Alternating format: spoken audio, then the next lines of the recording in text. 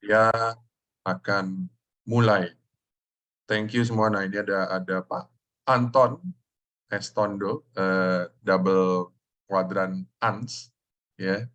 Thank you so much, Pak, untuk support-nya. Halo, Pak Edi.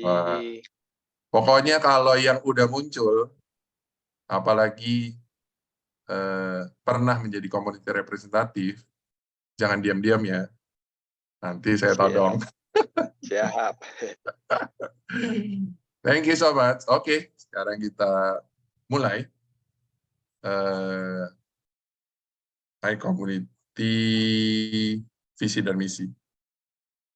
Oke, sebelum saya mulai, saya persiapkan apakah sudah bisa terlihatkah? Bentar ya. Sudah record ya, tapi belum share screen. Record sudah, tapi tinggal share screen. Oke. Ya, recordnya sudah ya, Bro Juanda ya. Thank you. Siap. Oke. So, terima kasih teman-teman semua yang sudah hadir di acara Saraf Huddle, kolaborasi dengan iCommunity. Dan malam hari ini saya akan sedikit menyampaikan tentang apa itu iCommunity gitu ya.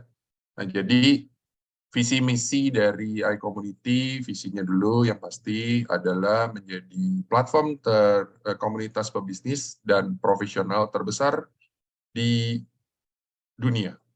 Dan misinya adalah merangkul komunitas pebisnis dan profesional yang ada, kemudian menghubungkan sesama pebisnis dan profesional untuk mencapai tujuan bersama. Menumbuh kembangkan nilai-nilai positif yang dapat berkontribusi dalam pertumbuhan bisnis, pribadi, dan masyarakat. Dengan tagline adalah Share Network, Grow Net Worth. Dan berikut adalah tujuan dari iCommunity. iCommunity mempersatukan anggota iCommunity dalam persahabatan, kerjasama, dan saling pengertian, mengembangkan semangat kolaborasi antar anggota, menanamkan nilai positif dalam dunia bisnis dan profesional, membangun platform bagi komunitas pebisnis dan profesional untuk belajar, bertumbuh, dan berkembang melalui learning resources, business matching, dan referral. Kemudian, kode etik di iCommunity adalah kami, para pebisnis dan profesional yang bekerja keras, bekerja pintar, dan bekerja sama. Kami mengedepankan nama baik dalam melakukan usaha dan mengutamakan kolaborasi antar sesama anggota tanpa menjadikan anggota lain sebagai target jualan ataupun berkompetisi dengan tidak sehat. Kami sadar bahwa dengan berbagi relasi maka akan memperbesar rezeki. Karena itu, kami siap untuk berbagi relasi atas dasar saling mendukung. Dan kami berperilaku positif dalam berkomunitas, melakukan segala aktivitas dengan berlandaskan niat baik. Dan apabila kami melanggar kode etik ini, kami bersedia ditegur dan diperingatkan, bahkan diberikan sanksi. Oke, tadi adalah perkenalan atau pembacaan visi misi dari iCommunity. Terima kasih sekali lagi kepada Bro Juanda yang mewakili iCommunity dengan teman-teman semua tim founder dan co-founder di iCommunity untuk kolaborasinya bersama dengan Startup Huddle Jakarta. Dan sekarang saya sedikit sharing tentang Startup Huddle Jakarta. Nah, Startup Huddle Jakarta adalah sebuah program ya yang dimulai oleh Global Entrepreneurship Network yang sekarang ini kurang lebih ada 50 komunitas ya chapter di seluruh dunia dan lebih dari 30 negara yang terlibat dan mengadakan acara Startup Huddle seperti ini.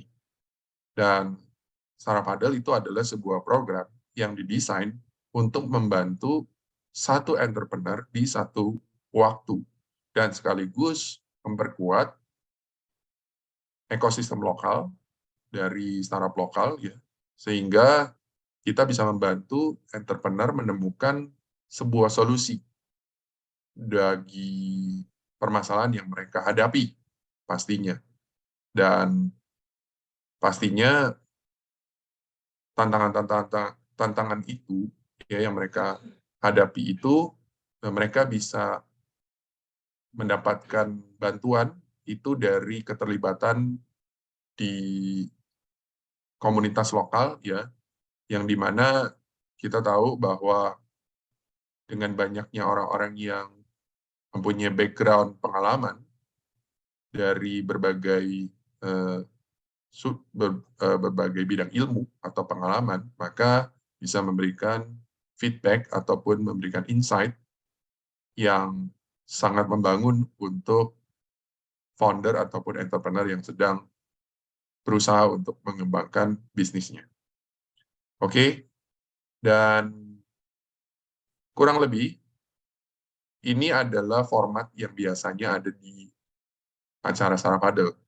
Jadi kurang lebih kalau event offline itu ada networking-nya, ya kalau di online juga sama. Tadi kita ngobrol ya 15 menit, kemudian ada pembacaan pesan-pesan, dan kemudian nanti ada teman-teman dari community representatif yang sharing sedikit tentang expertise-nya mereka, sehingga para audiens ini bisa kenal juga semua.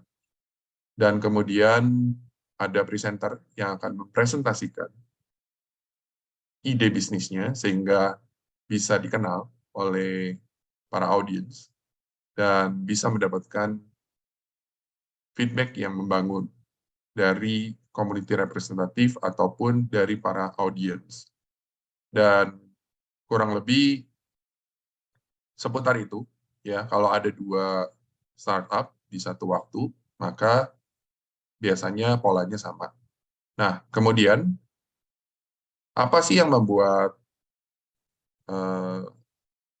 kami itu menjalankan Startup Huddle itu dibilang sukses? Sebenarnya sukses yang kami maksud adalah di mana kami mengadakan event ini dan fokus kami kepada si founder, dan kita semua benar-benar memberikan satu pandangan yang baik. Baik kadang-kadang mungkin pertanyaan yang sangat tajam ataupun masukan yang mungkin tidak pernah terfikirkan. Tapi semua itu di tahap awal ini adalah lebih kepada memberikan hal-hal yang positif, gitu ya. Karena Startup Huddle ini bukan acara seperti Shark Tank ataupun bukan seperti kompetisi, bukan. Tetapi stepping awal kita memberikan mereka masukan-masukan yang sangat membangun, dan kita tidak mengkritik, kita tidak menilai secara teknis dari bahan presentasinya, dan biarlah ini menjadi satu culture yang di Startup Huddle lakukan, yaitu memberikan insight-insight yang baik ataupun pertanyaan-pertanyaan yang membangun. Oke, jadi itu menurut kami adalah satu hal yang kami bilang sukses. Nah, ini adalah foto-foto dari para community representatif dan juga presenter. Di sini ada Deliana Octaviani, founder Tenang Delivery, dan owner dari PT Diva Insa Kreasi. Kemudian ada member community yang telah bergabung pada malam hari ini. Thank you so much untuk Pak Adi Widya, Independent Business Consultant, sudah mau menjadi community representatif, sudah meluangkan waktu untuk hadir di malam hari ini, dan pastinya juga thank you juga sama Pak Roy DWK, yaitu Pak Roy adalah CEO Coin Group dan Good Link Startup Engine Koperasi Digital Revolution. Dan ada juga dari Dr. Vitar Abadi MBA, Deputy Head of Business Graduate School, Swiss German University, dan Consumer Behaviorist. Thank you so much untuk ketiga community representatif yang sudah mau saya dan Bro Ans itu gangguin untuk minta waktu menjadi community representative di sini.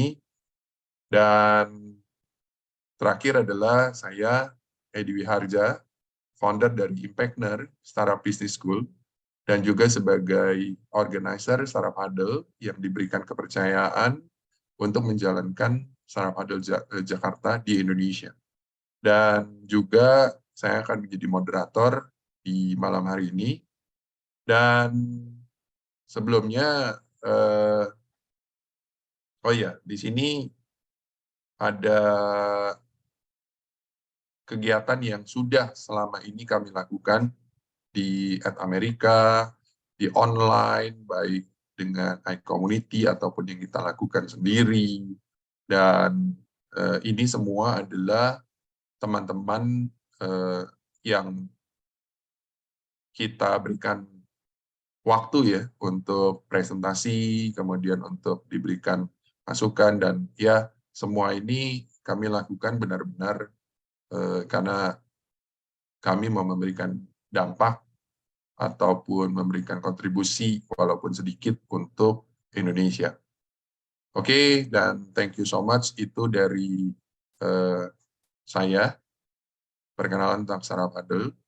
Dan untuk teman-teman yang baru pertama kali hadir di acara ini, saya ucapkan terima kasih dan tetap pantau-pantau terus dari sosial media kita di Startup Huddle Jakarta, ataupun kalau mau lihat acara-acara yang sebelumnya, itu bisa lihat di YouTube Startup Huddle Jakarta. Dan sekarang saya akan menjelaskan sedikit nih, ya. Di saat ini, sebelum presenter mulai, saya akan memberikan waktu kepada ketiga community representatif kita untuk sedikit memberikan sharing pengalaman mereka yang bergerak di dunia seputar bisnis ataupun startup gitu. Sehingga kita bisa tahu atau mungkin mendapatkan satu cerita ya yang mungkin kita bisa belajar sama-sama di malam hari ini dari apapun yang menjadi pengalaman mereka. Oke, tanpa lama-lama lagi, saya akan berikan waktu kepada tiga community representative ini, ya, dan yang dimulai oleh Dr. Vitar dulu. Maksimal nih waktu sharing ya, kurang lebih 5 menit ya. Nanti saya akan ingatkan, maaf kalau saya akan mengingatkan langsung open mic. Dan kemudian setelah itu, seperti rundown yang sudah saya berikan, dilanjutkan oleh Pak Roy dan Pak Adi untuk sama sharing tentang seputar yang pengalaman di entrepreneurship ataupun di startup, dan expertise-nya di bagian apa, sehingga kita semua di sini menjadi lebih mengenal profil community representative kita. Oke, tanpa panjang-panjang lagi, saya berikan kepada Bro Vitar pertama kali untuk menyampaikan siapa Bro Vitar, kemudian ada expertise-nya di mana, dan juga kemudian sama ada pengalaman yang berhubungan dalam membangun entrepreneurship ataupun startup. Kurang lebih begitu. Silakan. Thank you, Bro Edi. Apakah suara saya jelas terdengar ya? Luar biasa. Mantap. Thank you Bro Edi, selamat malam Bapak Ibu semua. Perkenalkan nama saya Peter. Saat ini saya aktif mengajar di Swiss German University. Expert di subjek consumer behavior, ya, strategic management dan marketing. Ya, saya lebih suka disebut sebagai consumer behaviorist karena satu, consumer itu tidak bisa kita jengkal. Ya, tidak bisa kita bilang saat ini consumer kita seperti ini dan it will happen atau akan berlaku pada tahun depan atau 2 tahun lagi. Nah, itu yang membuat saya sangat menarik mempelajari seorang consumer itu seperti apa. Terlebih lagi ketika kita berbicara consumer, kita berbicara juga tentang segmentasi. Nah, ini yang hal-hal ini yang membuat saya sangat menarik bagi saya sendiri untuk mempelajari what will be the next consumer behavior. Pattern-nya seperti apa sih? Apalagi dengan adanya teman-teman di sini startup, teknologi, AI, ya, dengan e-commerce yang beberapa tahun lagi itu aja sudah membuat consumer behavior seorang consumer itu sangat berubah. Pandemi membuat behavior consumer itu lebih terpacu kepada it's not about buying, it's about entertaining, ya. It's not about product knowledge, it's about transparency of a product to a customer. Mengenai startup sendiri, seperti saya sampaikan tadi, saya share kembali. Sebelumnya saya kuliah dan kuliah S2 dan bekerja di Jerman. Nah, di situ saya melihat bagaimana UKM atau startup di Jerman itu mereka sangat percaya diri, Bapak Ibu. Ya, bahkan mereka berani tanpa ada dukungan pemerintah untuk mengeksplor negara-negara lain. Oke, untungnya mereka ada brand European Union, gitu ya. Ketika mereka bawa suatu negara, sebut saja Jerman gitu, negara-negara mitranya sudah langsung matanya melotot lah untuk bekerja sama. Nah, hal-hal tersebut yang membuat saya terpanggil untuk why not we make a collaborations, ya, for Indonesian startup community, UKM, ya. Let's go abroad, ya. Let's challenge ourselves, ya, and be exist in their market, ya. So my dream is that Indonesia tidak lagi menjadi pasar, tapi Indonesia menjadi produsen, gitu ya. Indonesia tidak lagi menjadi objek, tapi Indonesia menjadi cikal bakal teknologi atau ide-ide yang luar biasa. Mungkin begitu Bro Edi dan Bapak Ibu semua, karena kalau tidak saya ATM, auto talk machine. Terima kasih. Ya, terima kasih Dr. Peter. Itu sudah mendarah daging karena seorang dosen pasti harus berbicara kan. Kalau dosennya nggak bicara, jadi dia ngapain di kampus ya gitu. Setuju, itu makanya Bro. Jadi kalau nggak itu repot saya nanti. Oke, thank you so much. Nah, sepertinya yang kedua adalah dari Pak Roy. Siap. Silakan. Tes suaranya nih. Kedengaran semuanya nih. Wah, kedengaran. Mantap. Sip. Mantap. Salam kenal ya teman-teman semua. Saya Roy DWK. Posisi sekarang lagi di Surabaya. Sehari-hari Surabaya, Sulawesi, Jakarta lah. Ngurus banyak, ada beberapa perusahaan yang harus kami urus. Saya cerita sedikit. Saya dari kuliah itu nggak bisa diem. Jadi pagi kuliah, siang kerja di agent properti, dulu sales, sorenya ngajar renang, malamnya main band. Jadi dari posisi kecil udah nggak ada orang tua, jadi hidup di kota besar tanpa orang tua, tanpa modal dan sebagainya. Benar-benar menjalaninya itu dari minus, dari bawah. Nah, buku-buku yang mempengaruhi saya itu saya masuk di buku di era apa yang saya baca itu sangat mempengaruhi. Rich Dad Poor Dad, Cash Flow Quadrant. Jadi hati-hati apa yang kalian kumpulin, apa yang kalian baca itu ternyata mempengaruhi. Saya tertampar sekali tahun 98 ketika Indonesia lagi goncang. Saya udah mulai masuk melihat saya ini ngajar renang dapat 10 juta. Kalau 10 juta itemnya segini, kalau 20 juta itemnya seberapa. Nah, saya nggak boleh nih hanya terus comfort zone, saya harus berubah. Nah, akhirnya saya mulailah berusaha untuk jadi pengusaha. Karena ketika saya ngelamar kerja itu, saya terpepet masalah nilai. Jadi saya mau nggak mau akhirnya jadi pengusaha. Nah, mulailah saya melihat peluang-peluang yang ada di sekeliling saya dari problem yang ada. Saya melihat dari problem yang dibutuhkan di dalam properti, yaitu maintenance property. Saya mulai nyuplai 1 orang, 2 orang. Ya sekarang kurang lebih hampir 20 tahun, karyawan sudah di atas hampir 2.500. Di situ saya melihat peluang lagi, ternyata mereka butuh odol, sabun, dan terigu. Akhirnya saya bikin yang namanya warung digital. Lalu saya lihat ternyata mereka ada kebutuhan lagi apa? Mereka ada kebutuhan lagi keuangan. Saya bikin koperasi digital. Ya ini lagi saya bikin namanya Goodlink. Karena saya percaya banget 10 tahun terakhir ini bisnis yang tanpa terkait dengan teknologi dan digital itu akan tertinggal jauh. Suka nggak suka, kita harus ke sana.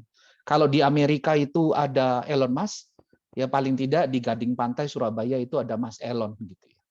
Saya berusaha untuk menghibur diri saya sendiri.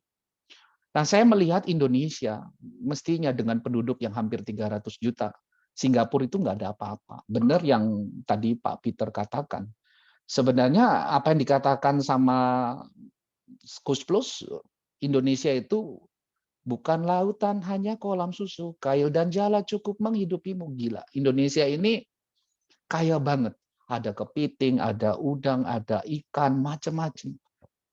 Singapura itu lo enggak punya apa-apa. Bahkan kalau kita lihat Brother Peter itu kan di Jerman, dekat dengan Liechtenstein kalau nggak salah. Itu cuma 160.000 kilometer luasnya, di sebelahnya Swiss. Dia nggak punya apa-apa, tapi dia termasuk negara yang kaya sekali di dunia ini. Indonesia ini punya banyak. Saya berharap kalian bisa lihat dari sepenggal yang saya ceritakan. Dari SDM saja, kita sudah bisa jadi apa? Kita punya TKI TKW ada 30 juta. Angkatan kerjanya kita ada 144 juta. T-nya kita saja sudah bikin VOC kaya.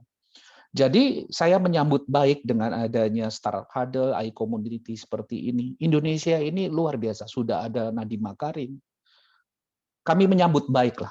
Dulu di zamannya saya memulai itu tidak ada fasilitas yang seperti ini. Gunakan kesempatan yang Tuhan berikan kepada kita. Ayo, kalau kita bicara teh dan gula serta air, itu ketika berkolaborasi, itu menghasilkan nilai yang jauh lebih daripada nilainya dia kalau berdiri sendiri.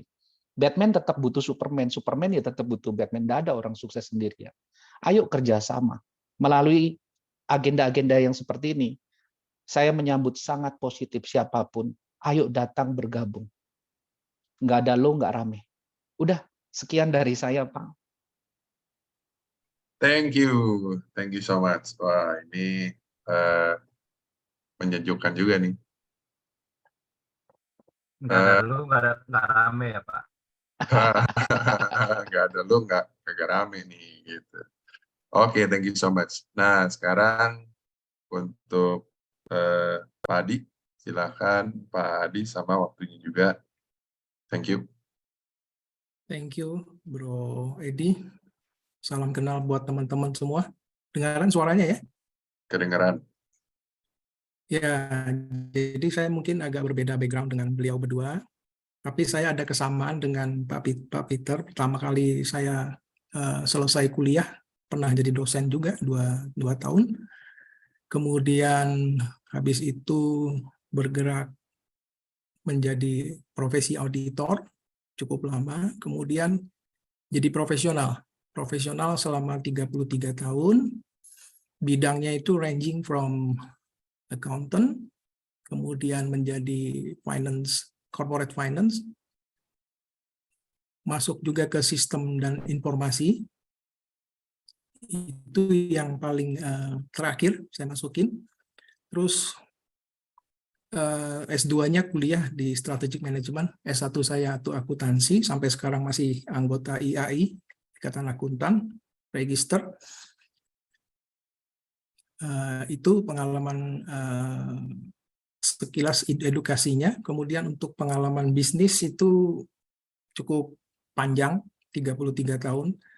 Bisnis yang pernah saya masukin sebagai karyawan, mulai dari industri rokok, industri peralatan rumah tangga, trading, sampai dengan retail, dan terakhir itu di media. Jadi mungkin itu saja, cukup pendek perkenalan saya. Karena kalau cerita bagaimana pengambil alihan perusahaan, cukup rumit ya, waktunya mungkin tidak cukup. Apa yang menarik di situ, dan mungkin saya hanya menambahkan bahwa memang terjadi perubahan disrupsi yang besar pada saat sekarang ini, bahwa startup itu sebenarnya lebih menggunakan Internet of Things, sehingga yang paling utama adalah pasarnya itu sudah pasar global, bukan pasar terbatas nasional atau wilayah, tapi sudah pasar global. Hanya saja yang perlu diingat dari segi administrasi, terlepas dari frontliner itu penjualan, pembelian, segala produksi penting, administrasi, finance, dan accounting itu jangan ditinggal. Karena setelah ada COVID, dulunya startup itu dinilai valuation itu adalah dari grow top line saja. Sekarang balik lagi, cost itu penting. Jadi kapan kembalinya modal tetap harus diperhitungkan. Kira-kira itu mungkin cukup begitu, Bro Edi. Ya, thank you so much. Saya kalau dengar Pak Adi ini sepertinya suaranya tidak terlalu asing gitu ya, cuman entah sering dengar di mana gitu. Tapi anyway, senang bisa berkenalan dengan tadi dengan semua komunitas representatif yang ilmunya itu tingkatannya itu udah setengah dewa tuh. Tapi setengahnya masih manusia, Pak. Iya Pak. Jadi kalau dewa udah gawat, ntar susah manggilnya. Kalau masih setengah dewa. Oke. Sekarang kita akan kembali ke presenter kita ya. Nah, ini presenter kita Deliana yang mudahnya singkatnya dipanggil Adel. Ini akan mempresentasikan tentang tenang delivery. Nah, kira-kira apa tuh ya tenang delivery gitu. Nanti waktunya sekitar 6 menit dan saya pasti akan cut selesai nggak selesai harus dikumpul. Ini ada dosen, selesai nggak selesai harus dikumpul. Oke, tapi sebelum dimulai, saya sedikit mengingatkan kepada semua teman-teman di audiens dan juga di community representatif, di mana ada sedikit aturan dasar dari Saraf Hadal Jakarta, do and don'ts-nya. Do-nya atau yang oke-nya yang kita harus lakukan adalah community representatif dan audiens memberikan umpan balik yang kuat dan membantu founder memperjelas bisnis model mereka. Dan community representatif dan audiens juga diharapkan memberikan solusi ya, daripada hanya kritik. Kemudian yang tidak boleh dilakukan adalah community representatif dan audiens jangan bertindak seperti juri, karena ini bukan kompetisi pitch, dan jangan terfokus hanya dalam keterampilan teknis presentasi, dan kemudian juga jangan mengajukan pertanyaan seperti senapan mesin kagak berhenti-berhenti gitu, kesian juga ya, yang ngejawabnya ntar pusing gitu, dia lupa lagi. Dan silakan ajukan maksimal 2 pertanyaan untuk biasanya kalau mau bertanya tuh ada intro depannya. Boleh 1 menit untuk intro gitu sehingga jelas apa yang mau ditanyakan.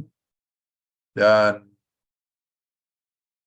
catatan sedikit untuk community representatif dan presenter ya, jika saya harus reminder kalau ada pertanyaan yang di luar konteks.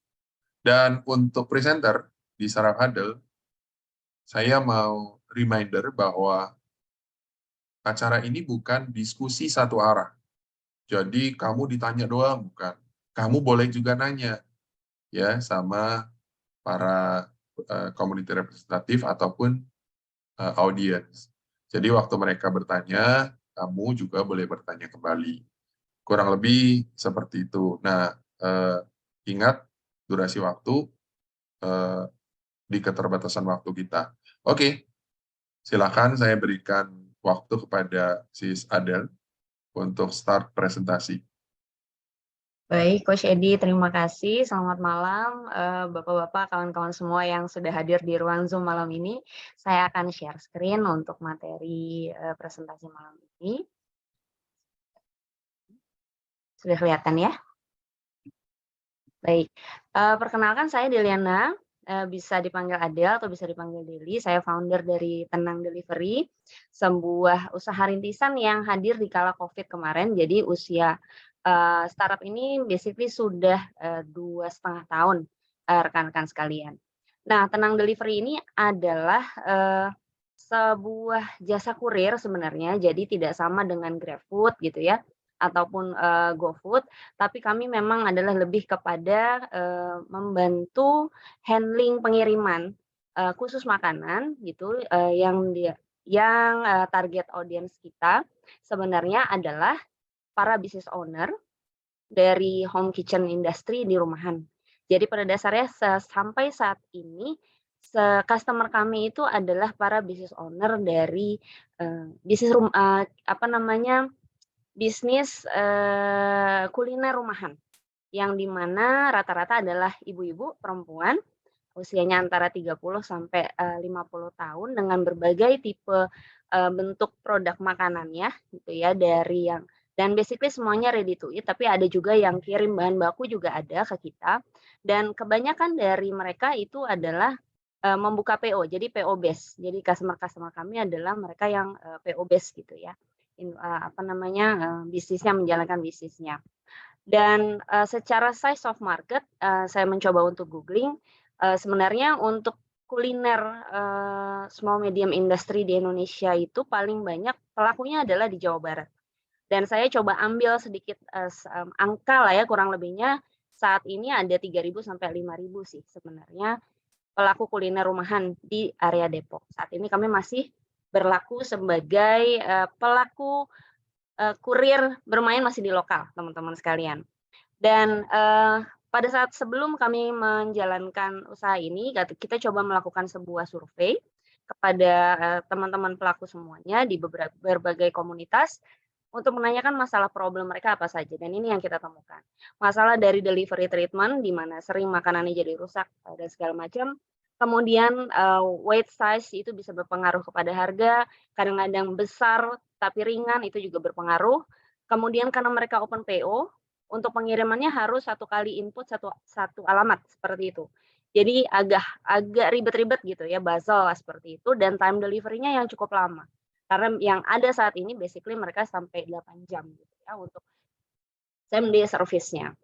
Dari itu kita coba untuk membuat sebuah cara gitu ya untuk membantu, dan ini yang kita coba lakukan. Kami melakukan untuk delivery treatment-nya ini memang semua armada driver kami menggunakan tas 50 liter untuk menjaga kebersihan dan keamanan makanan itu sendiri. Kemudian kita melakukan flat rate per radius, jadi tidak melalui per kilometer secara hitungannya. Kita punya flexible rate dan instant rate juga seperti teman-teman yang lain. Kemudian karena kami masih CS base gitu ya, masih WA base melalui CS, mereka bisa langsung kirim ke CS kami langsung 15 alamat. Nanti kami yang atur untuk rute dan drivernya untuk mengambil makanannya, seperti itu ke mereka. Dan secara sampai saat ini time delivery yang masih kami jaga adalah maksimal 6 jam. Sudah selesai semua pengiriman. Ini bisnis model kami. Jadi kita tidak ada sistem menginap, tidak ada seperti Paxel gitu ya, tidak ada. Jadi semuanya same day service. Kita punya 3 jenis pelayanan, ada fleksibel atau sama dengan same day, kemudian instan dan juga multi stop. Dan kemudian karena kita bawa makanan, kita menjaga secara pelayanan atau rutenya itu maksimal 35 km saja, tidak bisa terlalu jauh karena juga membawa resiko makanan itu sendiri.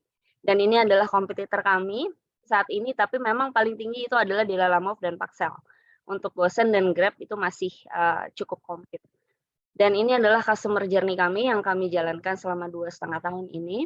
Dan ini juga kami coba apply di aplikasi, saat ini sedang masih development.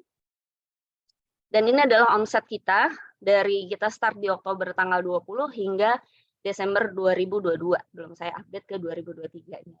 Kurang lebih seperti ini perjalanan grafik traksi kami.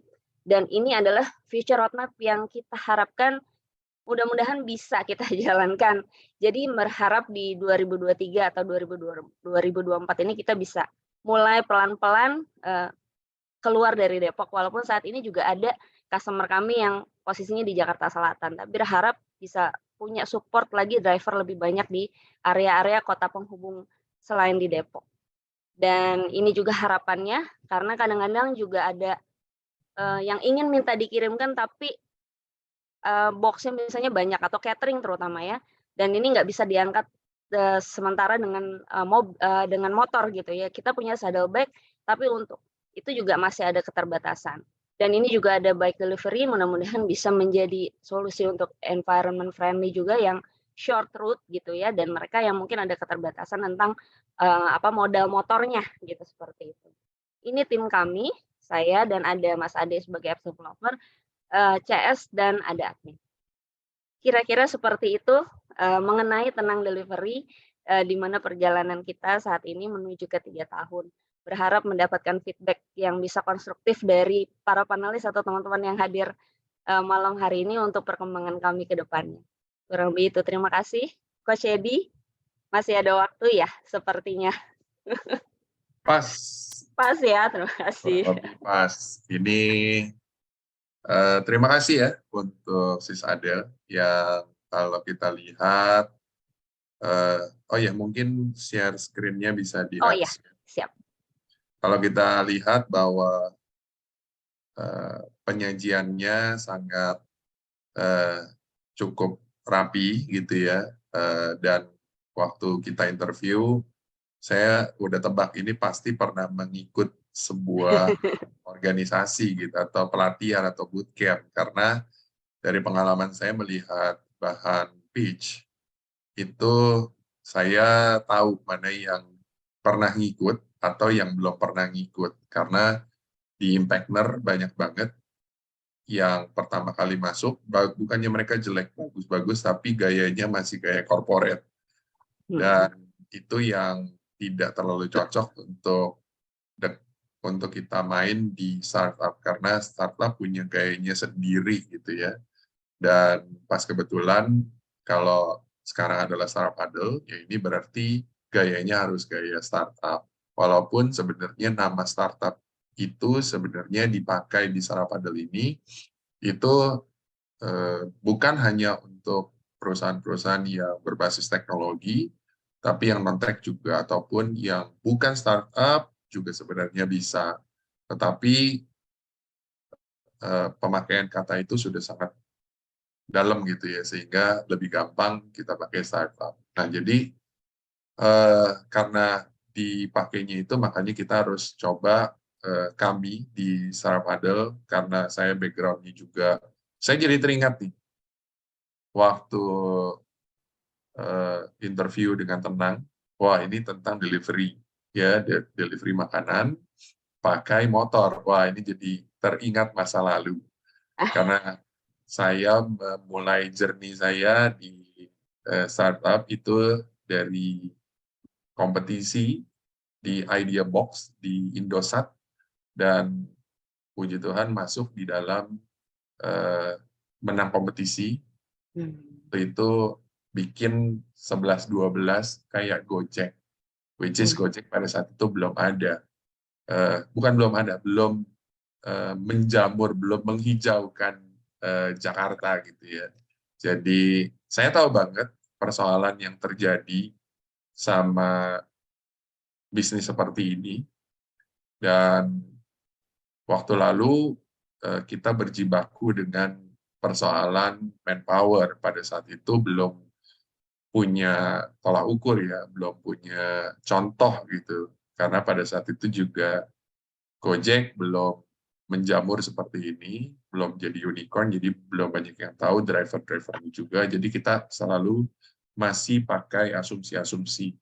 Semua hal kita coba, kita testing, dan yang paling gilanya adalah aplikasinya berat.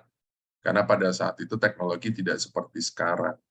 Dan saya ngerti banget persoalan yang dihadapi. Maka dari itu ketika kita interview dan saya melihat, wah ini satu hal yang pertama, kita berharap bahwa ada satu pilihan baru ya atau alternatif gitu untuk pengiriman yang bisa menjembatani atau menyelesaikan persoalan dari para pebisnis kuliner. Dan salah satunya dulu pernah ada di sini ya, Bu Widya itu GS Nyemil. Nah, dia juga punya persoalan dengan hal-hal yang seperti ini tentang delivery. Dan oke, menurut saya ini satu materi yang bagus ya untuk kita explore bareng-bareng, kita berikan masukan bareng-bareng untuk membantu perempuan yang main di dunia laki-laki. Karena kebanyakan delivery itu kan laki-laki gitu ya, tapi kita butuh perempuan-perempuan hebat ya, womanpreneur itu untuk bisa membantu membuat lapangan pekerjaan ataupun menyelesaikan persoalan-persoalan yang ada di Indonesia tercinta. Oke, jadi tanpa panjang lebar, saya akan berikan kesempatan kepada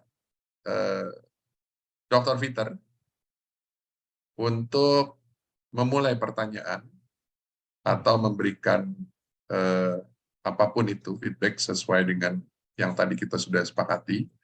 Silakan, waktu dan tempat maksimal total dari yang Dr. Peter punya adalah 10 menit maksimal dengan 2 atau 3 pertanyaan, sometimes bisa berterusan, it's okay, kurang lebih maksimalnya 10. Silakan. Oke, terima kasih Bro Edi. Mulai dari sekarang ya. Pertanyaan Bu Adel luar biasa ya. Saya setuju dengan Bro Edi tadi. Ini dunia atau pekerjaan biasanya pria, tapi saya yakin ada pria perkasa di belakang Bu Adel ini, yang walaupun mungkin tidak muncul dalam strukturnya tadi gitu. Saya yakin itu. Penasaran saya Bu, ketika Ibu tadi menjelaskan tentang Jawa Barat dengan begitu banyaknya dunia kuliner ya, ada teman yang berbicara tentang penelitian mengenai UKM juga gitu ya. Tetapi kita sering terjebak, kalau kita sebagai peneliti Bu, terjebak bahwa pengusaha atau UKM kuliner itu tidak semerta-merta benar-benar potensi market kita loh Bu. Betul, betul Gitu dokter. ya. Iya. Jadi saya mohon mungkin bisa lebih dipresisikan sehingga yang saya takutkan Ibu terlena gitu. Wah, pasarnya besar nih gitu. Iya. Ya, dengan segitu besar UKM gitu ya. Padahal ketika dilihat ya they're not your target gitu. Betul. Ya. Itu yang pertama yang saya ingin kita satu visi dulu Bu. Yang kedua, saya tadi penasaran satu delivery untuk pengiriman ke 10 alamat. Itu bagaimana ya Bu? Oh iya, siap. Bisa saya jelaskan nanti dokter. Yang pertama saya respon dulu atau yang kedua nih langsung dokter? Boleh, monggo Ibu.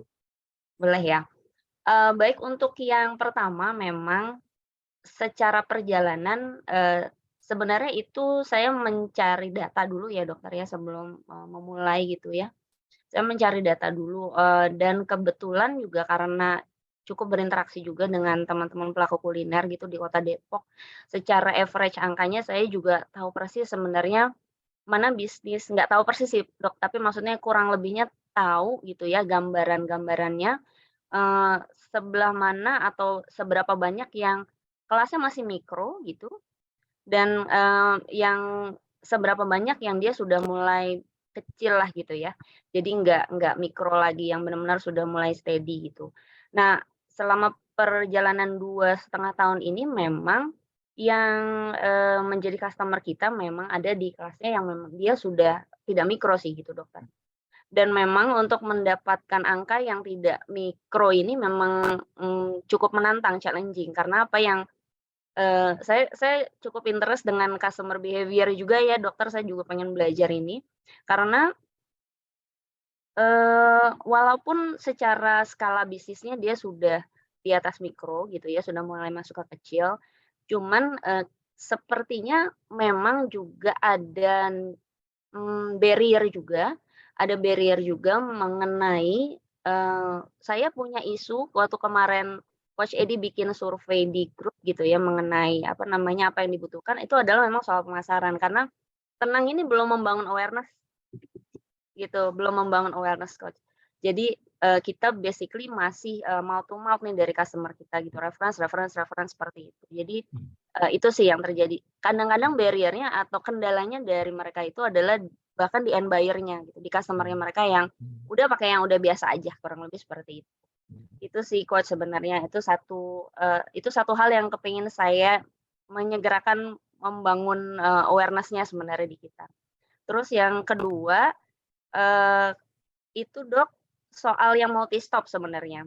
Jadi yang multi stop itu saya juga lihat kompetitor yang ada, saya pemakai Grab dan pemakai Gojek juga. Kalau di GoSend atau di Grab Express, itu fitur yang bisa dia satu driver untuk pick up ke beberapa alamat itu setahu saya yang punya hanya Grab. Dan dia tidak bisa banyak gitu, di aplikasi itu tidak bisa input terlalu banyak.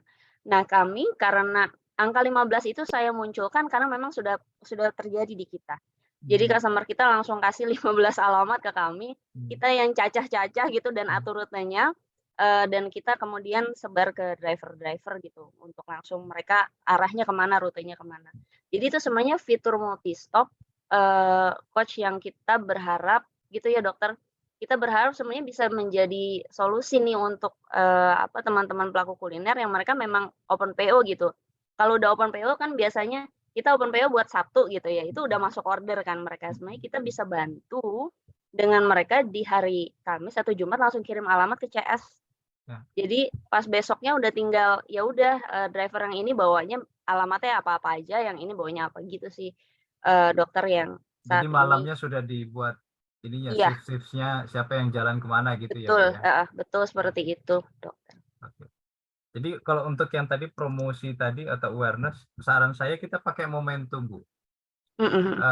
Mungkin kita bisa mulai dengan Jumat Berkah. Sekarang lagi tenar itu Jumat Berkah. Iya, Jadi iya. selain references, karena ini lebih kepada lingkungannya masih kecil ya. Artinya kan your budget for promotion is not that big yet. Karena mungkin Yes. lebih kepada investasi ke aplikasi, lebih investasi kepada investment kepada vehicles atau ke driver dulu mungkin. Jadi lebih kepada mungkin bisa juga dibuat WA group pelanggan. Oke. Gitu. Jadi ketika Ibu mempunyai suatu program promosi, mungkin bisa di broadcast ke situ, atau dibuatkan atau di-invite mereka ke Instagram Ibu. Gitu. Ya. Jadi termasuk ke pelanggannya mereka ya, Bu. Misalnya saya order saya pingin produk saya dikirim ke Bro Edi gitu. Ya. Ya, melalui driver Ibu gitu. Mungkin saya dan Bro Edi di-invite ke Instagram atau ke WA grup Ibu gitu. Jadi let's start with small things which cost less money gitu, but I think it's more effective. Gitu. Karena kelihatannya ini B2B, and with B2B you start with trust kan. Yes, betul, Dok. Memang saat ini sih saya mencoba sebisa mungkin rapih administrasi ya, Dokter. Walaupun kita hanya menggunakan WA Bisnis, tapi kan memang fitur di WA Bisnis itu juga bisa membantu kami mengklasifikasikan apa namanya, prospek atau kontak yang masuk ke kita. Iya. Memang, dengan keterbatasan gitu ya, keterbatasan, konten iklannya juga gitu dan budget, banyaknya memang di WA broadcast sih, dokter gitu. Nah, tapi memang untuk si, apa namanya, Jumat Berkah ini belum kita jalankan memang Dok, ini ya apa, usulnya saya terima gitu, akan kita coba. Cuman memang yang kita baru jalankan itu, sadis ongkir, yaitu Sabtu diskon ongkir. Baru itu sih Dok, gitu. Jadi tiap Sabtu kita ada diskon ongkir gitu, terlepas dia itu. Paling itu aja dan itu broadcast-nya memang di IG aja gitu Dok, sama WA sih, belum ngiklan kita. Izin satu lagi input, Bu. Boleh Dokter. Mungkin Ibu, bisa mengklasifikasikan Mhm. customer based on, value mereka. Artinya mungkin ada beberapa customer yang loyal gitu, tolong Iya. diklasifikasikan. Jadi Ibu buat priority, middle, sama low, priority. Iya. Nah, ketika kita bicara priority berarti kan ada, privilege service yang harus kita berikan ke mereka gitu. Iya. Either itu special price atau other, merchandise and so on gitu, Bu. Supaya jangan sampai ikan yang besar ini lari gitu. Iya. Boleh menanggapi juga Dokter? Jadi kita ada premium customer memang Dok. Premium customer ini, sudah pasti dia dapat diskon Dok. Kayak Kris Flyer gitu ya kalau di Singapore Airlines gitu ya, dia bisa masuk, lounge gitu ya dan dapat poin kurang lebihnya gitu. Nah, alhamdulillahnya sudah kita lakukan sih, Dokter gitu, mengklasifikasi customer ini dan memang ada syaratnya juga di kita. Jadi misalnya mereka udah pakai kita terus secara reguler minimal 3 bulan gitu misalnya gitu, Dok. Terus udah terbangun banget trust sama nyamannya, nah itu kita kasih benefit itu juga. Iya. Cuman memang kadang-kadang kita, masih cari-cari jalan terus, Dok, yang sekali 2 kali ini gimana caranya supaya dia bisa lebih sering ke kita dan bisa jadi naik juga jadi premium gitu. Terutama untuk yang mungkin sekali 2 kali rajin, ketiga kali hilang, Bu. Iya itu, Dok, seperti itu. Jadi Karena memang kadang-kadang behavior-nya nggak bisa diangkat pakai diskon ternyata, Dok. iya, tapi Mhm. kita ngangkatnya pakai empathy dan attention, Bu, biasanya. Oke. Karena jauh di mata biasanya jauh di hati ya. Pak Roy udah ngangguk-ngangguk gitu. Iya. Mungkin karena waktunya mungkin begitu dulu ya, Bu. Iya. Nanti kita sambung di WA group, Bu. Siap. Terima kasih, Dokter. Oke, ini keren banget nih. Anak-anak startup itu banyak singkatan-singkatan. Tadi sadis gitu ya. Banyak banget nih. Dan itu menarik banget ya kan. Ya udah itu juga saya senang banget nih kalau ada teman-teman community representative yang sangat helpful banget, yaitu punya waktu yang sangat dipikirkan sehingga saya jadi nggak usah intervensi. Thank you so much, Dr. Peter, untuk waktu ini kayaknya dia sampingnya ada timer juga nih, dia tahu nih kayaknya. Oke, setelah dari Dr. Peter, tapi nanti ini ya, jangan lega gitu karena mungkin rondenya bisa balik lagi ke situ gitu kan, karena nanti kita lihat waktu kira-kira masih banyak waktu atau tidak, karena community representative itu salah satu fungsinya dari acara Sarapada ini sebenarnya untuk sebagai orang yang men-trigger pertanyaan gitu, karena kita tahu ya teman-teman kita juga mungkin malu bertanya gitu, tapi biasanya ujung-ujungnya tuh nanyanya banyak gitu kan, sehingga udah mau habis dia baru ditanya. Nah, teman-teman semua, saya ingatkan yang mau bertanya, memberikan input, memberikan feedback atau apapun itu boleh di chat, jadi bisa saya bacakan atau saya berikan kesempatan. Tidak harus menunggu community representative untuk berbicara terlebih dahulu. Tapi jika memang ada, saya akan bacakan. Salah satunya adalah Dari Pak Purwanto. Nah, Pak Purwanto ini sahabat dari Beckner juga, sahabat dari kita semua. Waktu itu punya anak didik, kalau nggak salah ya, itu aha.id kemarin itu. Nah, Pak Purwanto ini ada sampaikan, kenapa namanya tenang? Bukan cepat atau aman, itu satu. Apakah ada kompetitor usaha sejenis di area Depok? Mungkin bisa dijawab dulu. Silakan. Oh, sudah dijawab Pak Ecep. Iya Pak Pur, baru yang pertanyaan pertama. Yang kedua, kalau kompetitor usaha sejenis, yang ini sih Pak, sebenarnya ada beberapa kurir-kurir yang sifatnya kayak paguyuban Pak. Jadi dia paguyuban aja gitu, yang punya motor gitu. Kadang-kadang apa namanya, ngumpul-ngumpul lah seperti itu ya. Tapi kalau bicara soal bagaimana mereka me-manage apa, si bisnis kurirnya ini karena perorangan sifatnya dan paguyuban, jadi ya ini aja gitu Pak, nggak terlalu quote unquote nggak terlalu kelihatan, tapi secara pelaku bisnis owner pelaku kulinernya ini kadang-kadang dia terima informasinya via WA seperti itu sih Pak. Dan itu ada juga yang memang ongkirnya memang sadis banget gitu, maksudnya secara competing angka harga ongkirnya itu bisa yang cuman 10.000 sedepokan gitu. 10.000 sedepokan itu yang kayak, ini gimana ya dia gitu ya. Nah paling yang kayak gitu tuh dia sepertinya lebih banyak ngambil ke personal, terus yang dia bagi dikit aja gitu ke konsorsium gitu, seperti itu sih Pak. Nah sementara kami sendiri sebenarnya secara bagi hasilnya per naik kemarin BBM itu kita berubah. Jadi sebelumnya kita 70-30 gitu ya, dengan adanya insentif kepada driver, karena kan kami mingguan gitu ya kasih apa, upah ke mereka, fee-nya itu dibaginya mingguan tidak harian. Nah, itu mereka ada insentif yang tidak hangus gitu per 100 kilo. Nah, dulu kita pakai 30-70, tapi sejak waktu BBM kemarin baru naik, udah ya udahlah akhirnya apa namanya, kita samakan dengan ijo-ijoan Pak, gitu, ijo-ijoan, samain jadi 20-80 gitu. Itu sih. Jadi sebenarnya itu jawabannya Pak, yang kalau yang sekarang gitu ya Pak Purwanto, mengenai kompetitor yang sama. Oke, Ya. nanti untuk pertanyaan dari Bang Ian sama Pak Ruby Herman setelah sesinya Pak Roy.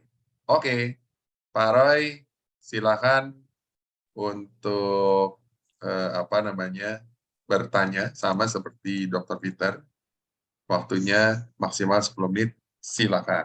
Siap, Komandan. Salam kenal Bu Deliana. Salam Saya kenal, Pak Roy. dari tadi ngamatin, terus saya mengingat sekitar 15 tahun lalu, saya sempat membuat namanya Transnusa untuk di Sulawesi. 120 ojek pertama kali saya bikin. 3 bulan saya bangkrut, Ibu, habis 150 juta. Wah. Saya 2 tahun lebih duluan daripada Nadiem Makarim. Dan saya tahu saya salahnya di mana setelah saya lihat Nadiem Makarim muncul dengan digitalnya.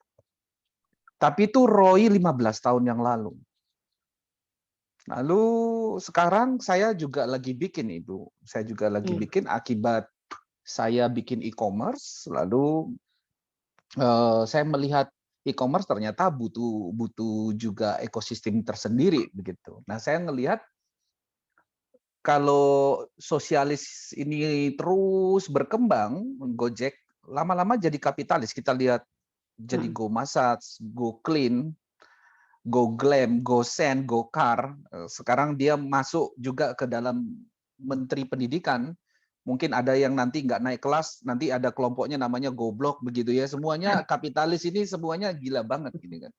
Nah, suatu saat dia akan bikin Go Koperasi, selesai kooperasinya. Suatu saat kayak kita UMKM. Makanya teman-teman sekalian, orang-orang seperti kayak Ibu Deliana ini sebenarnya banyak sekali di Indonesia. Dan dia coba lihat potensi yang ada di kedaerahan. Berapa gede? Gede sekali marketnya. Saya pun juga baru nyadarin. Mereka ini sekarang dari bergerak 5%, 10%, 20%. Bukan 20%, Bu, yang hijau-hijau. Bahkan udah sampai 30%. Outsourcing aja baru bermain di 10% aja, mereka udah bilang outsourcing nggak bagus. Ini lebih gila lagi dari outsourcing, potongannya 30%. So, Ibu, pertanyaan saya kepingin tanya dulu begini. Alasannya apa sih, Ibu, bikin bisnis ini? Ini penting sekali ya. Ini alasan ini penting sekali. Satu, saya rapel aja. Tujuannya apa? Berikut, saya yakin apa ini bisa berhasil. Karena ini menentukan sekali. Ya, saya mengingatkan kekuatan daripada keyakinan itu sebelum iman itu yakin. Sebelum yakin itu percaya. Kata percaya itu diulangi 7 kali dalam Alkitab. Itu orang udah bisa jalan di atas air, kata percaya. Nah, yakin nggak bahwa bisnis ini ke depan itu bisa semaju apa, sebagus apa? Ini yang saya kepingin dijawab terlebih dahulu, Bu, sebelum saya kasihkan yang lain. Baik. Jadi alasannya apa dulu, Bu? Baik, Pak Roy. Wah, menarik ini. Kalau bicara alasan ya, Pak Roy, ini sebenarnya karena waktu pandemi bisnis utama saya harus tidur-tidur cantik, Pak Roy. Jadi karena saya sebenarnya pelaku event, bisnis usaha saya itu dari 2019 sebenarnya di IO, Pak, di event organizer. Jadi pada saat pandemi kemarin itu mau nggak mau kan nggak bisa ngapa-ngapain gitu ya, sehingga ya tim ini ngapain lagi ya kita ngapain lagi ya gitu ya, paling nggak untuk tidak diam aja gitu, mungkin mencari opportunity baru lah gitu ya, siapa tahu ketemu. Nah kemudian memang dari ini kalau sedikit cerita ya Pak Roy kalau boleh, teman-teman sekalian, waktu pada saat pandemi itu teman-teman event itu udah macam-macam deh gitu ya, mereka gimana caranya untuk survive. Termasuk juga akhirnya ya di kurir dan segala macam, akhirnya tim saya bilang, "Kayaknya bisa kali Mbak," gitu ya, "coba kurir, kayaknya kalau di grup banyak tuh yang, banting-banting setir, bantu-bantu nganterin," gitu. Nah karena saya juga ada tim-tim outsource juga yang notabene juga banting setir, jadi tukang dan segala macam, awalnya sebenarnya kepikir untuk ngebantuin mereka juga gitu Pak Roy. Supaya mereka juga ada masukannya juga lah gitu ya dari kami gitu, kami juga bisa support. Nah waktu dilakukan itu ya saya awalnya cuman ini bikin kurir apaan, kurir udah banyak banget kan begitu ya Pak. Kurir udah banyak banget, jadi akhirnya saya coba cari-cari, lihat-lihat celah apa sih yang sebenarnya belum benar-benar dilakukan dimaksimalkan sama yang ada gitu. Kemudian kayaknya yang ini, apa namanya, belum kesentuh ya untuk soal yang makanan gitu khusus dan ada bad experience juga kan Pak di saya gitu mengenai pengantaran makanan. Akhirnya baru saya explore, sebenarnya gitu sih Pak. Dan, dari data ngobrol-ngobrol sama kawan-kawan di komunitas itu saya coba, memang Pak di awal itu dari sejak kami mulai di tanggal 20 Oktober itu di hari ketiga kami sudah dapat traksi Pak, udah dapat transaksi di hari ketiga. Jadi itu cukup bikin kaget sih sebenarnya gitu, karena awalnya, juga apakah ini disambut ya gitu ya dengan adanya yang sudah ada udah besar banget gitu dan tapi ternyata disambut Pak gitu, disambut. Sehingga ini akhirnya saya jadinya saya terusin dan memang kebetulan juga ini juga bukan apa namanya, sok luhur atau apa gitu ya Pak Roy, sekarang itu menjadi sulit menghentikan gitu, atau ini diterusin atau enggak gitu, saya balik ke bisnis yang utama walaupun juga udah jalan lagi gitu ya Pak. Itu By ya the way, karena sekarang ini udah surplus atau masih minus?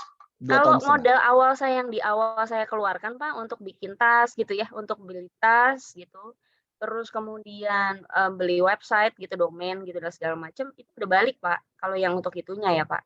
Untuk di modal awalnya karena saya memang tidak terlalu banyak-banyak lah gitu waktu Tapi itu. day to day-nya bisa jadi sebuah pengharapan, bisa jadi atau masih minus? Masih minus karena saya juga merasa memang saya belum ngapa-ngapain gitu Pak Roy. Oke. Itu sih Pak Roy. Bisa saya mengerti. Jadi gini, gitu. Ibu paling penting gini ya, Ibu harus tahu tujuannya kemana. Karena kalau tidak ada tujuan, itu muter-muter nggak sampai kemana-mana. Itu Ya, penting sekali ya. Tujuan itu penting. Kedua, alasan. Kenapa? Kalau alasan itu tidak kuat, begitu kena angin saja sudah langsung rontok. Ya. Gitu ya. Terus yang ketiga, yakin. Yakin itu penting sekali.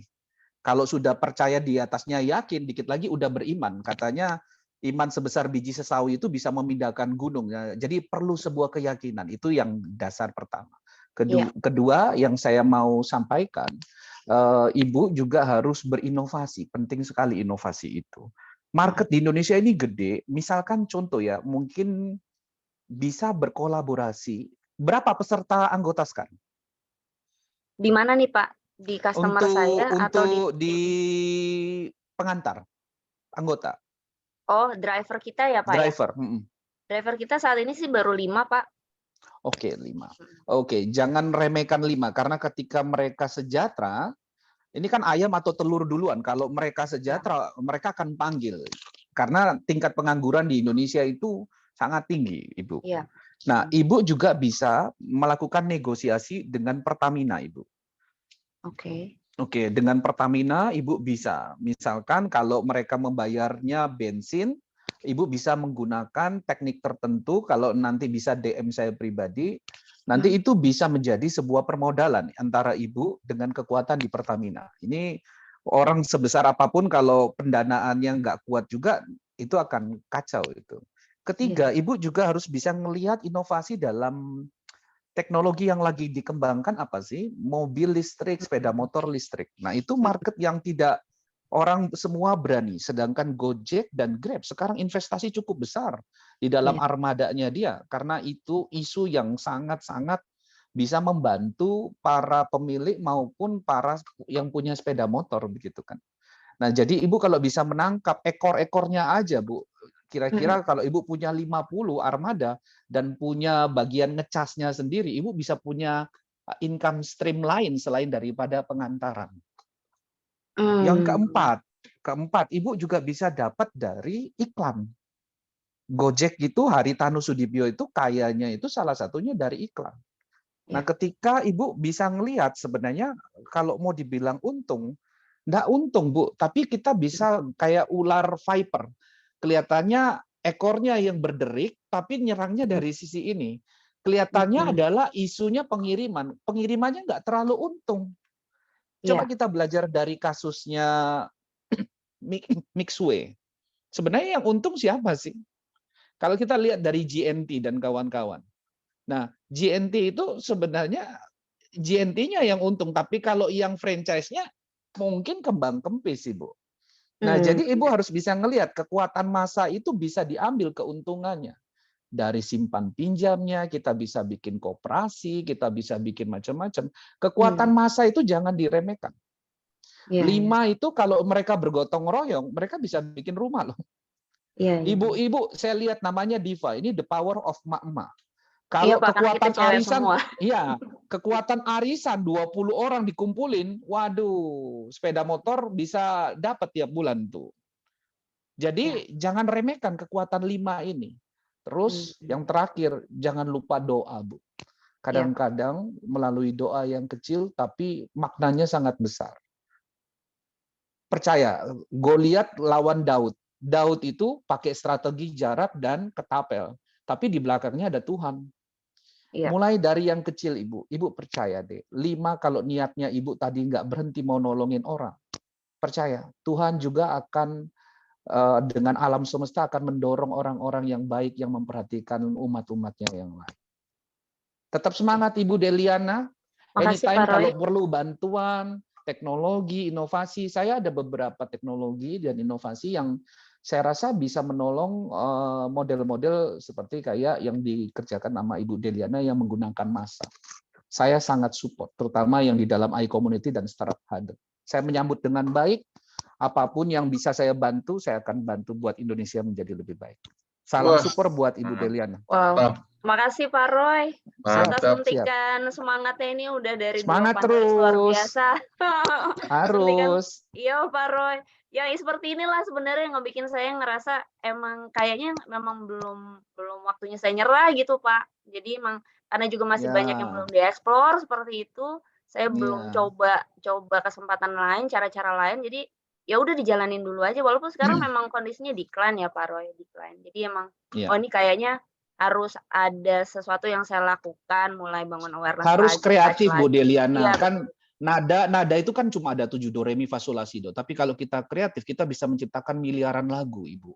Iya. Konsentrasi di Jawa, Bu ya. Jawa Timur, Jawa Tengah, Jawa Barat itu pusat pusatnya manusia di Indonesia 150 juta. Nggak usah lihat Kalimantan, nggak usah lihat Papua. Konsentrasi di situ. Ceruk marketnya ada. Kalau lawan Belanda ada batu, pakai batu. Kalau ada bambu, pakai bambu. Tapi jangan lupa, tetap di belakangnya bersama Allah. Kalau Allah ada di belakang kita, siapa musuh kita? Apa yang kita perlu takutin? Tetap semangat, Bu. You can do it. Mantap. Mantap Pak Roy, terima kasih. Mantap. Itu sudah diberikan satu kode. Kalau mau DM aja. Nanti saya Iya, kasih. kayaknya kalau udah dikasih 2 kode kayaknya sama Dokter Fitri juga kayaknya boleh ya, Dok. Boleh. Ntar yang ketiga juga sama, kodein juga. Tenang aja. Iya, Dok. Oke, thank you. Thank you untuk Pak Roy atas masukan dan hal-hal yang insight ya yang sudah diberikan. Dan sekarang seperti janji saya mau membacakan dari Bang Yan. Mbak Adel, SDM kurir yang ada di bundling dibuat kontrak dengan pelaku kuliner. Dedicated kurir, mirip DHL-nya kuliner. Rasanya belum ada di Indonesia. Ini cocoknya di kota besar mirip New York yang sibuk semi manual yakni omset gede. Nah, ini berarti adalah masukan ya yang Ya. mungkin bisa dipikirkan. Dan Bang Yan. kalau untuk Pak Ruby Herman, nah ini kalau saya lihat videonya ada nih orangnya. Mungkin daripada saya bacain, bolehlah untuk langsung bertanya open mic, silakan.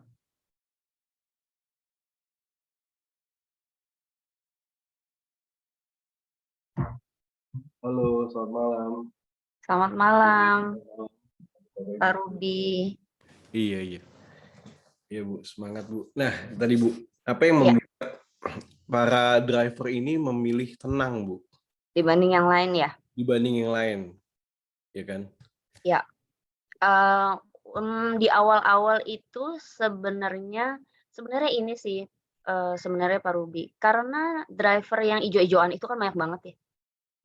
Driver yang ijo itu banyak banget. Dan mereka sebenarnya cenderung kan kayak untung-untungan ya, dapat dapat ordernya. Tergantung lokasi, termasuk benar-benar ngikut sistem aja lah gitu ya, handphonenya bunyi gitu. Kecuali mereka yang misalnya udah ada Grab shelter atau apa, nah itu lebih teratur lah. Kalau di Depok tuh ada di stasiun Depok gitu, itu ada Grab shelter, mereka lebih teratur, jadi udah pasti dapat orderan gitu. Karena ada bukan joki ya, tapi kayak ada juragan yang ngatur gitu seperti itu. Dan mereka pakai fitur Grab Now biasanya di situ, bukan pakai fitur biasa. Nah, kalau karena kondisinya mereka juga ada juga kita di awal-awal itu dia awalnya adalah Grab Car, tapi karena pandemi mobilnya ditarik, mau nggak mau harus banding setir kan, tapi nggak mau ke Grab Bike karena sebenarnya mungkin sudah tahu bahwa persaingan untuk itunya luar biasa gitu ya, untuk mendapatkan order luar biasa. Makanya pas ada kita, dia lebih ke kita gitu, Mas Ruby, karena kita biasanya malam udah kirim order terus.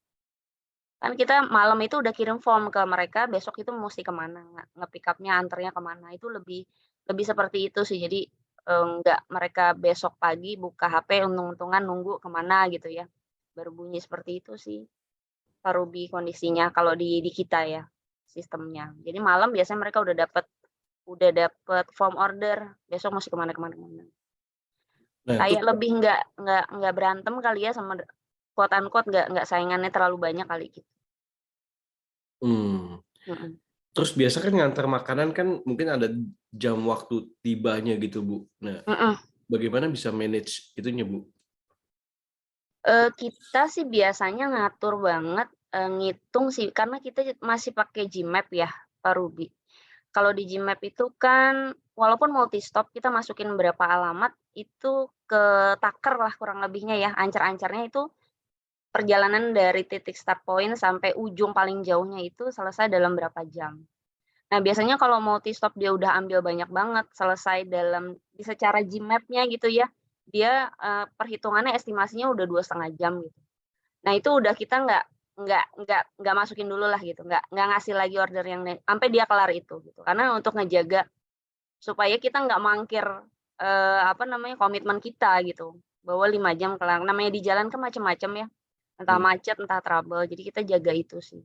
Sama jangan sampai, apa namanya, kalaupun sekarang ini kan mungkin tidak kalau kita lihat Paxel itu kan dia sampai bulking banyak banget gitu ya di motornya gitu kan.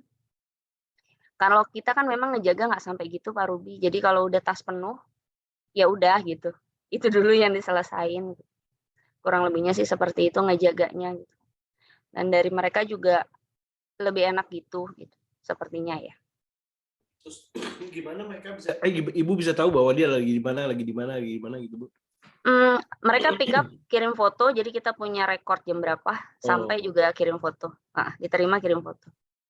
Masih gitu. manual banget sih Pak Ruby, tapi itu solusi yang bisa kita lakukan saat ini. Tanpa harus mereka share live di jalan ya, karena itu ngabisin baterai kan. Ngabisin baterai, ngabisin kuota. Jadi ya udah pick up ambil jam berapanya kelihatan, nyampainya juga kelihatan. Kita jadi masih bisa estimate. Jadi kalau udah ini kok belum nyampe-nyampe ya dari tadi pick up belum ada report gitu, laporan ke kita udah sampai. Nah, biasanya kita cek gitu ada di jalan, ada sampai mana Pak gitu. Ya, gitu Oke, ini sepertinya kalau saya lihat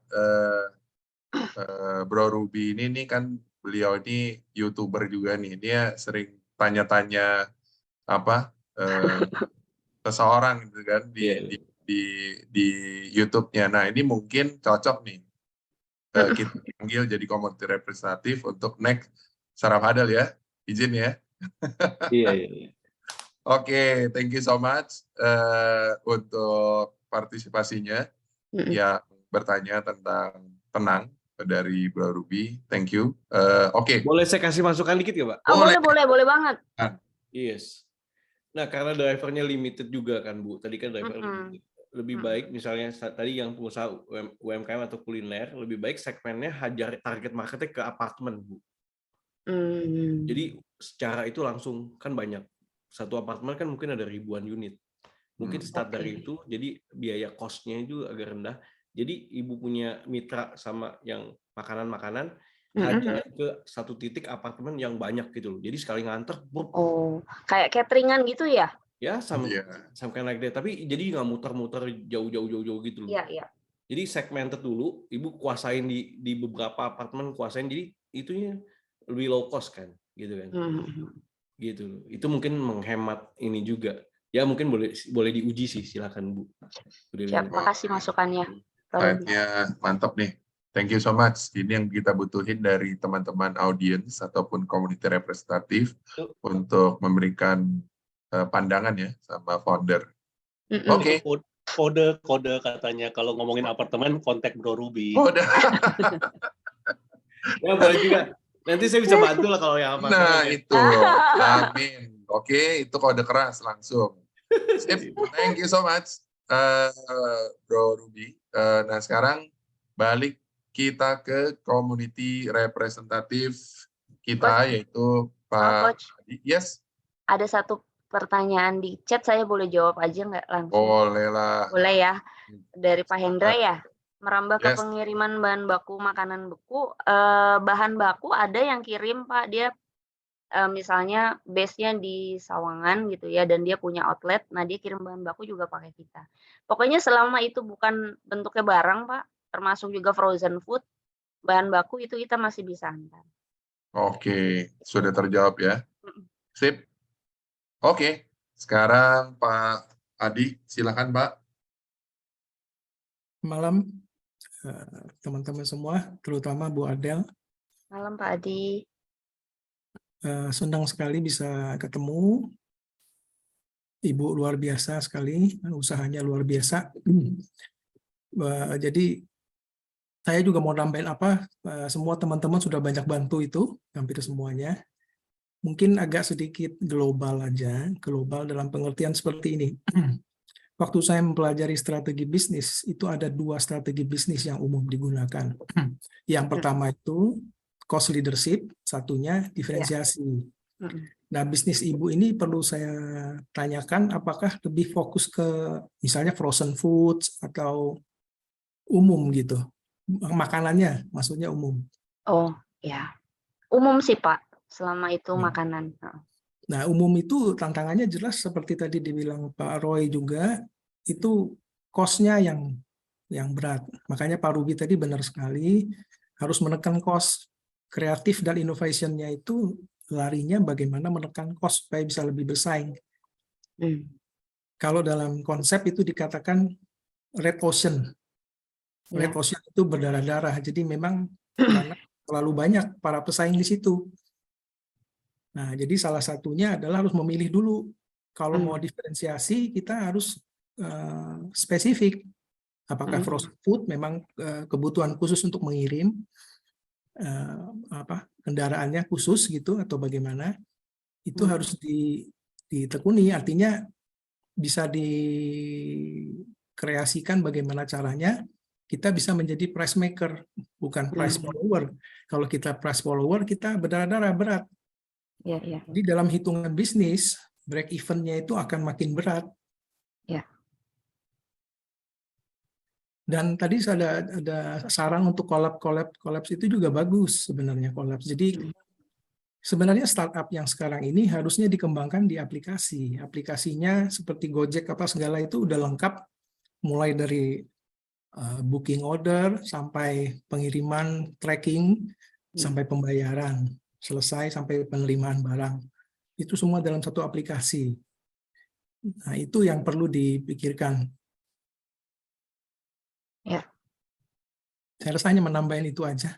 Selebihnya Ibu udah luar biasa, karena bisnis itu bukan sistem, bukan apapun itu, tapi lebih kepada perjuangan. Karena sukses itu hanya dari titik ke titik aja, jadi tidak ada berhentinya. Betul. Itu saya hargai banget, jadi semangat Ibu luar biasa.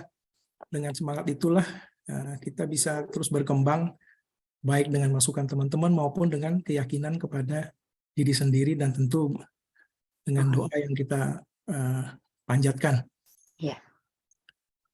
Itu aja tambahan dari saya, sudah teman-teman dengar lengkap.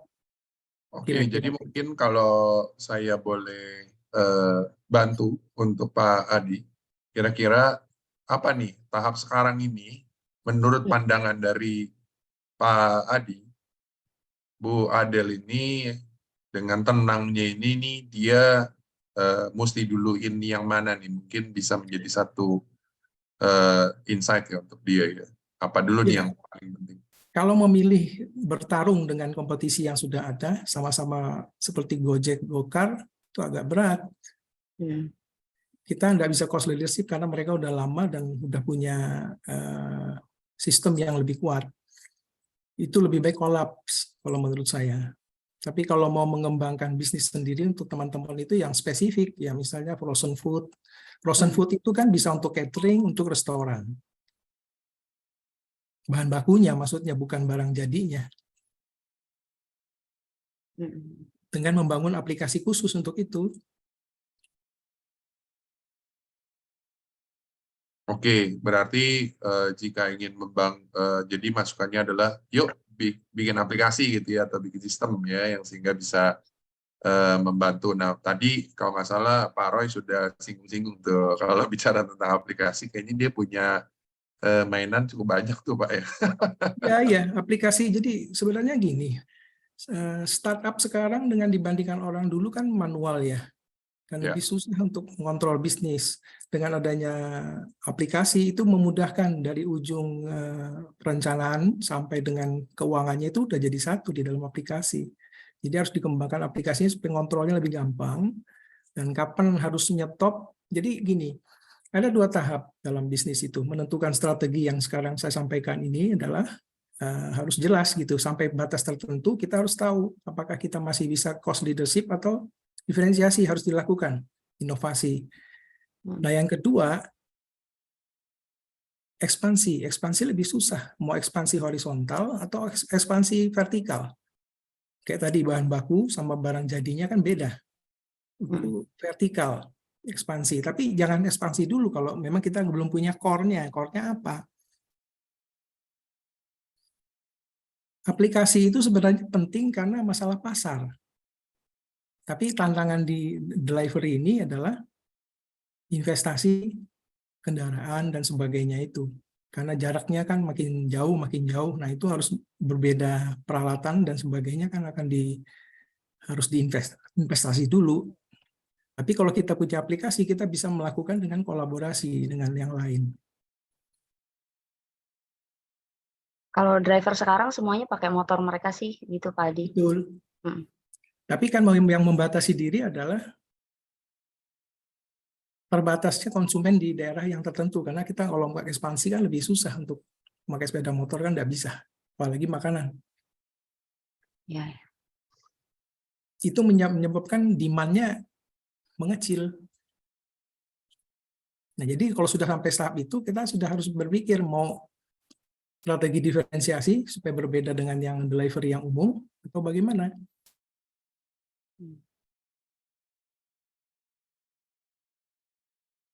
Oke, thank you untuk tambahannya. Jadi tadi sudah clear ya, sangat membantu banget aplikasi, betul. Memang aplikasi hari ini, apalagi kompetitor sudah pakai aplikasi dan memudahkan gitu ya. Mungkin ini menjadi satu challenge sendiri dan saya tahu juga ngerti bikin aplikasi cukup lumayan menantang ya. Nah makanya tadi Pak Roy sampaikan, yakin Bu mau menjalankan ini gitu kan. Kalau yakin, berani fight gitu, ya harus berinvestasi di aplikasi karena sudah terbukti dan akhirnya ini menjadi satu tanda tanya, pertanyaan kepada diri sendiri, apakah benar ini jalan yang mau ditempuh? Karena kalau enggak, sayang sekali ya, memang bisnis ini, waktu saya pilot project ngejalanin antar.id pada saat 2014 lalu, itu memang banyak banget yang mau untuk kita bantu gitu. Tetapi persoalannya memang karena ini hot banget, ini kategori bisnis yang wah ini luar biasa ya, diinginkan banyak dan memang langsung bisa nyetak duit. Maka dari itu Gojek sudah lihat jauh-jauh hari dan dia sudah menyelesaikan itu dengan cukup baik. Tapi pasti ada masih bagian-bagian yang dia belum bisa sentuh gitu, karena ada pertimbangan-pertimbangan secara bisnis wise ya. Nah, yang pasti kalau memang itu diyakini seperti tadi Pak Roy tantang gitu kan, maka Ibu harus mempersiapkan yang namanya aplikasi. Dan percayalah, bikin aplikasi ngejelimet. Bikin aplikasi cukup lumayan menyita banyak waktu, pikiran, dan uang. Ya. Oke. Thank you so much Pak Adi. Waktu sudah injury time. Dan thank you juga buat ibunya. Makasih Pak Adi. Thank you so much untuk waktu, dan ini saya akan minta pertama ke Bu Adel dulu. Bu Adel sebagai founder saat ini, saya minta kepada Bu Adel untuk menyampaikan sebenarnya apa sih yang Bu Adel itu harapkan. Bantuan seperti apa dari para community representatif di sini, dari Startup Adel, dan dari teman-teman audiens di sini. Tapi bantuan ini lebih tertuju kepada Startup Adel dan community representatif. Kalau tadi colek-colek untuk DM sudah dapat, nggak usah diminta lagi. Nah, sekarang yang lain apa kira-kira? Silakan Bu. Baik, Coach Edi, terima kasih. Ya sebenarnya saya sudah juga kemarin-kemarin itu mencoba untuk melakukan kasarnya ya presentasi lah gitu ya kepada brand yang lebih gede. Waktu itu saya coba siapa tahu bisa collab dengan sesama produk anak negeri gitu ya. Saya presentasi sama JNE, tawarkan bagaimana jika kita juga bisa kolaborasi, misalkan karena driver dia juga jauh lebih banyak gitu ya. Ini ada market juga nih di sini. Tapi ya alhamdulillah sama JNE-nya ditolak. Gitu, sama JNE-nya ditolak. Sempat teman menawarkan mau nggak presentasi lagi di di JNT, sempat ditanyakan kayak gitu. Saya waktu itu bilang ya nanti aja lah, saya bilang gitu ya waktu itu. Tapi apakah memang ini harus ke depannya dilakukan, monggo di-suggest, nanti saya akan siapkan lagi ya memang apabila memang saya perlu melakukan itu juga lagi gitu. Terus, aplikasi sebenarnya udah 90%, tapi karena saya masih yang ini apa udah masih perlu ya aplikasi ya, karena semuanya pakai WA itu kelar gitu loh. Semua pakai kelar, tapi jika memang menurut, para panelis memang saat ini saya perlu lebih adaptif dan melihat bahwa ini, apa namanya, perlu dilakukan terutama untuk customer bisa lebih mudah gitu ya. Ya saya akan teruskan sampai kelar lah kurang lebihnya, karena memang saya hold akhirnya aplikasi ini. Yang kalau coach-nya ditanya saya butuhin apa, saya sebenarnya saya butuh partner. Saya butuh partner yang kurang lebihnya ngerti ini dan bisa jadi, teman brainstorming saya sekiranya ada dari teman-teman yang hadir, Bapak Ibu sekalian yang punya kenalan atau relasi yang bisa ngobrol gitu sama saya gitu ya, saya very very welcome gitu karena, memang jadi sendirian gitu, tim yang ada ini kan ngikutin gitu ya. Jadi saya perlu teman untuk brainstorm, do's and don'ts-nya juga perlu dibantu sebenarnya gitu. Mentor juga saya perlu, banyak-banyak juga nggak apa-apa kasih kritik saran ke saya, silahkan banget gitu, karena pasti jauh-jauh lebih senior daripada saya gitu. Ini industri yang beda banget dengan, apa namanya, bisnis yang saya rintis di 2009 gitu, semuanya beda. Yang sama paling bootstrap-nya doang di awal-awal. Itunya aja yang Oke. sama, dua-duanya bootstrap, udah gitu.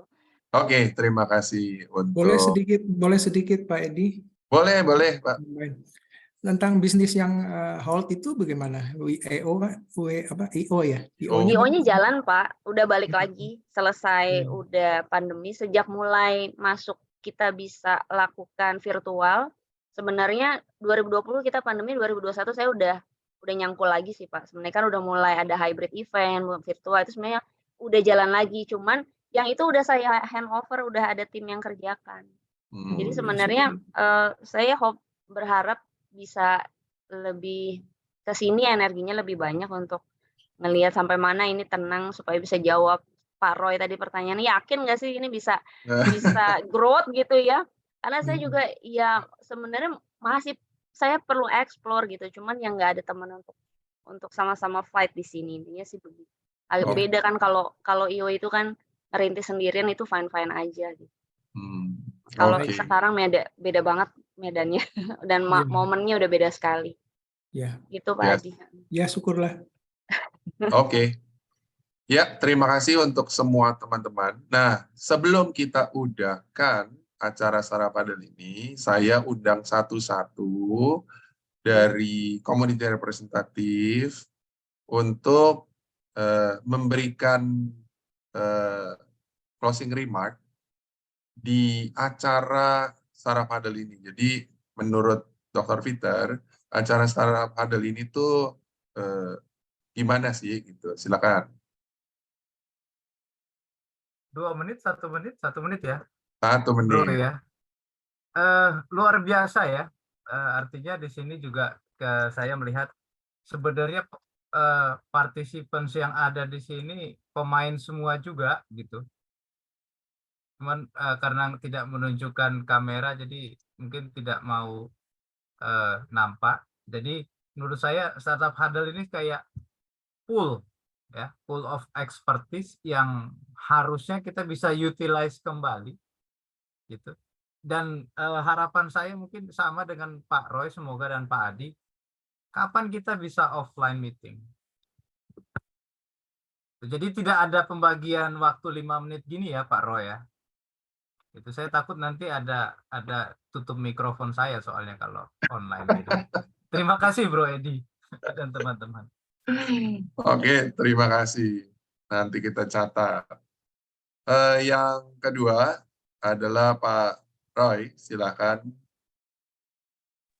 Jadi saya ngelihat memang kalau marketnya Indonesia ini terlalu sayang kalau kita biarkan. Kita lihat James Gui itu bukan siapa-siapa di negeri Singapura dengan penduduk cuma 5,3 juta. Tetapi dia menjadi satu pembicara yang luar biasa di Indonesia dengan penduduk 300 juta.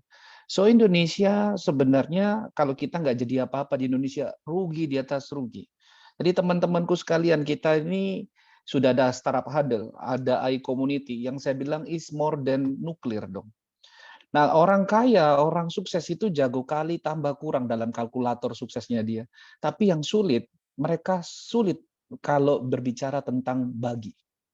Tapi bagi orang yang beriman ketika kita berbagi kebaikan, jutaan kebaikan itu akan kembali ke kita. So, jangan takut berbagi. Tidak ada ruginya. Lahir nggak bawa apa-apa, mati nggak bawa apa-apa. Apa yang mau kita sombongin dari hidup ini? So, kita sharing dengan harapan orang lain bisa sukses, kenapa enggak? Saya rindu sekali Startup Huddle dan iCommunity bisa menjadi berkat bagi Indonesia dan bagi dunia. Salam Amin. sukses buat kita semua. Terima kasih Pak Roy, thank you so much untuk endorse-nya. Ya. Itu Juanda sudah tepuk tangan tuh, mukanya aja belum muncul. Oke, sekarang Pak Adi, silakan Pak Adi. Udah diborong semua lagi nih, jadi ngomong apa Enggak, sih? ini closing remark. Ya sebenarnya visi dan misinya sangat sesuai dengan apa yang dengan usia saya yang sudah pensiun, yang kepala juga penuh ya dengan begitu banyak pengalaman, itu yang harus bisa di-share kemana lagi kalau bukan ke startup ini, UKM yang harusnya menjadi perusahaan-perusahaan besar suatu saatnya, mudah-mudahan amin ya. Jadi dengan senang hati dan luar biasa, acara ini akan terus berjalan bahkan berkembang kemudian. Gitu, Pak. Oke, terima kasih Pak Adi. Oke, thank you so much untuk teman-teman semua. Thank you untuk Bro Juanda yang sudah selalu hadir dimanapun ada, ya, walaupun di depan dan di belakang. Tapi itu luar biasa. You are the best. Dan untuk partner saya, Bro Ans, thank you so much sudah bantu di belakang layar gitu ya, kita saling support. Dan semoga tadi kata Pak Roy, berkahnya itu diberikan oleh Tuhan kepada kita atas apa yang sedang kita lakukan saat ini. Dan terima kasih untuk Bro Ruby yang juga sudah berpartisipasi untuk memberikan insight, ya, thank you banget. Dan juga kepada semua teman, Pak Pur, Bang Yan, dan beberapa yang nggak mungkin saya sebutkan satu persatu. Dan singkat cerita, Startup Huddle akan ada bulan depan lagi, dan saya berharap teman-teman semua yang mempunyai adik atau anak didik bisa didorong untuk ikut jadi presenter di tempat ini, dan saya dan Bro Ans akan senang untuk membantu agar supaya bisa tampil di Startup Huddle Jakarta, berkolaborasi dengan iCommunity ataupun di @Amerika. Oke, yuk kita foto-foto. Ini semua mesti ditampilkan yang ada di sini yang kelihatan sama saya ini. Nah, ini coba nih kita lihat lagi siapa. Bro An, silakan. Boleh bantu-bantu memfoto. Oke. Siap, 1, 2, 3. Yang kedua lagi, 1, 2, 3, 1, 2, 3. Oke, terima kasih. Thank you so much. Thank you Bapak Ibu.